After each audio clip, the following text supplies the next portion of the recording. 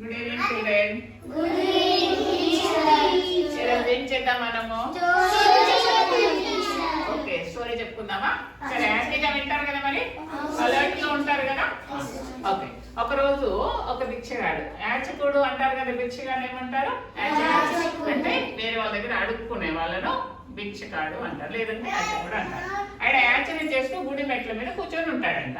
గుడి మెట్ల మీద కూర్చున్నప్పుడు నారద మహర్షికి చాలా బాధ వేస్తుంది అనమాట. ఇతను ఎందుకు ఎప్పుడు అడుక్కుంటున్నారు, ఎందుకు ఈ కష్టం అనేసి ఆయనకి ఒక 2 గోల్డ్ కాయిన్స్ ఇస్తాడంట. ఈసారి గోల్డ్ కాయిన్స్ ఇస్తే విష్ణుమూర్తి నవ్వుకుంటూ ఉంటారు లోపల, కానీ ఏమి చెప్పరు.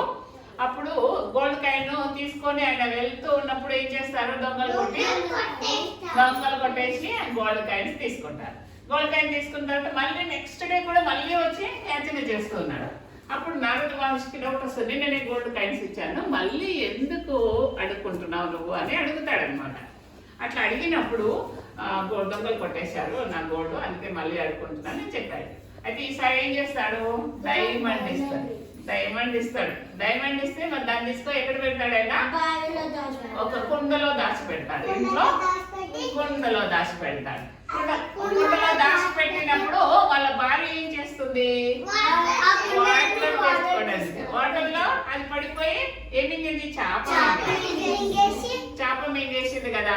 మళ్ళీ తెల్లవారు ఏం చేస్తుండే ఆయన, మళ్ళీ అడుగుతుంది, మళ్ళీ భిక్షాటన చేస్తున్నాడు. ఈసారి నారద మహర్షి మళ్ళీ ఏమైందిరా, 2వ రోజు కూడా నేను నిన్న ఫస్ట్ గోల్డ్ ఇచ్చా పోయింది, డైమండ్ ఇచ్చా ఏమైంది, ఎందుకు మళ్ళీ అడుగుతున్నావు అంటే, అది మా భార్య నీళ్ళు తేవడానికి వెళ్ళింది, నీళ్ళలో పడిపోయింది, అందుకే అడుగుతున్నానని చెప్తారు. ఈసారి విష్ణుమూర్తి వస్తారు, ఇంకా నారద మహర్షి రాడు. విష్ణుమూర్తి వచ్చి ఏం చేస్తాడు, భగవాను 2 సిల్వర్ కాయిన్స్ ఇస్తాడు.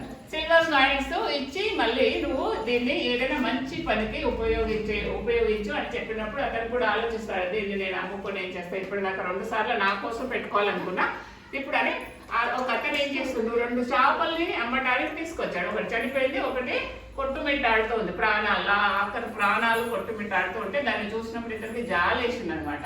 దాన్ని బతికిద్దాము అనేసి ఒక గోల్డ్ కాయిన్ ఇచ్చి కొనుక్కుంటాడు. ఆ చేపను కొని సిల్వర్ కాయిన్ ఇచ్చి కొని నీళ్ళల్లో వదులుతాడు. ఏం చేసింది, నీళ్లు తాగి డైమండ్ నీళ్ళల్లో కట్టేసింది. నీళ్ళలో కట్టేసేటప్పటికి దొరికింది అంటారు. దొరికింది అనగానే ఏమైంది, అక్కడ దొంగలు ఏం చేసిండ్రు అంటే ఆ గోల్డ్ ఇచ్చేస్తారు. ఇంకా ఆ దొంగలు అనుకున్నారు అనుకొని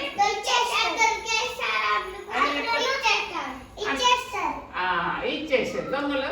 అయితే ఇప్పుడు ఏం దొరికింది, డైమండ్ దొరికింది, గోల్డ్ కూడా దొరికింది. అప్పుడు ఆయన ఎందుకు దొరికింది, ఇప్పుడు చేప ప్రాణం కాక పరోపకారం చేశాడు, తన కోసం కాకుండా వేరే దాని ప్రాణం కాపాడడం కోసం ఆయన దగ్గర ఉన్న వెండి కాయలను ఖర్చు పెట్టాడు. కాబట్టి ఈసారి ఇంకా ఆయనకు ఎక్కువ ఫలితం వచ్చింది, గోల్డ్ దొరికింది. కాబట్టి మనమందరం కూడా ఏం చేయాలి, స్టోరీ బట్టి మనకేమర్థమైంది, అవసరంలో ఉన్న వాళ్ళకు హెల్ప్ చేస్తారా మీరు అందరూ? అంశి అన్నింటినీ చేస్తావా, హెల్ప్ చేస్తావా? చేద్దామా అందరు? చేద్దాం. ఆ చేపను కాపాడినట్టుగా మనం కూడా ఎవరికి అవసరం ఉంటే వాళ్ళకి హెల్ప్ చేస్తే మనకేం చేస్తాడు భగవంతుడు? చేద్దాం. Very good. మనకు భగవంతుడు హెల్ప్ చేస్తాడు. ఓకేనా? గుడ్.